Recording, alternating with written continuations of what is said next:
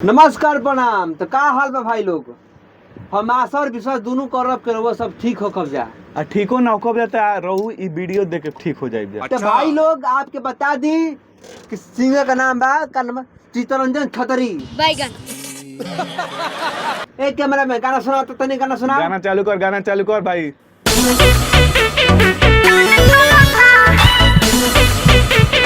देख लेनी भाई, दूध का फैक्टरा देख दे, दूध कहाँ जाता पर अंदर में जे ये दूध के पी वो अमर हो जाए। अमर समझ नहीं, अमर मतलब देवता बन जाए, देवता।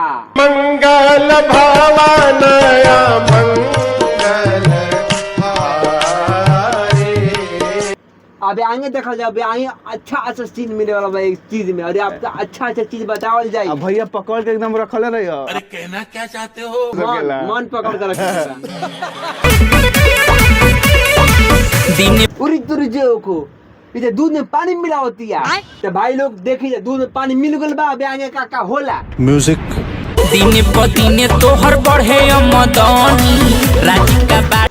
तो देखिए भैया, लइका कहता का वो कंपनी के मालिक काई इतना मेहनत कर दे अपन प्रोडक्ट पर, कोकरा इतना कस्टमर हो गल बा ना, आमदनी इतना फास्ट हो गल बा। तो उहे लड़का पूछता कि का राज बा तुम्हारे का राज बा, का भइल बा, कितना मेहनत भइल बा कि इतना तुम्हार कंपनी ग्रो कर देले बा। अबे और आगे देखी से भइनी जवान तुम से टान चलता, दूध का दुकान चलता।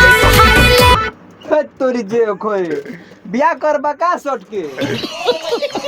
जब से भइनी जवान तब से दाम चलता, दान चलता। पता ना का करे से बुझाइला नहीं बे के बता देतनी कि काल कहल चाहती है ना भैया, ई कहते कि जब से ई जवान भइल बा ना, अच्छा तबे से एकर दूध को दुकान चलता। अब सोच ल कि काहे ना एकर ग्राहकी बढ़ी। मजा आया। सरई का करता भैया चाह देखत ल एकदम सोचता ना कि एकदम जोन दूध का दुकानिया भी है ना, यही मालिक बन ऊपर जाए। छापा मारता ना दूध। अच्छा तो भाई लोग देखनी है, दूध के फैक्ट्री पे साला छापा मारता करियावा। प्ले कर गाना प्ले कर।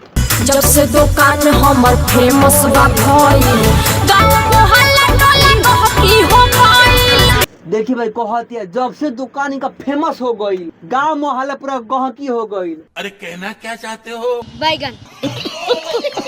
तो भाई गहकी होई का ना भाई।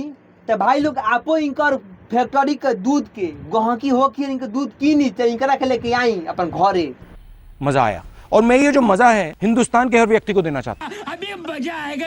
कमजोरी देह में बाटे तो वीडियो देखी और दूध मंगाई। अभी आगे देखी का होता। कमाए अब जैती न दिली करे के काम जदी हमरो के मिली। भाई देखी कहत है मरे जो हम कमाए जेती ना दिल्ली, जल्दी काम हमरो के मिलते सरवा। आप काम बाहरी का जो होता ले तो काम तो मिल गइल बा। अरे बात तो सही है। चला ई काम मिल गया तरह सुघर बा, दिल्ली के बात करता है। अरे कहना क्या चाहते हो? ए मैडम ओके हटाओ, हमके रखो।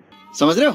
प्यारी समझ गई। भाई लोग आप लोग के यह भोजपुरी सॉन्ग पर रोस्ट अच्छा लागल होई तो लाइक करी, सब्सक्राइब करी। अगर ना अच्छा लागल तब लाइक करी, सब्सक्राइब करी।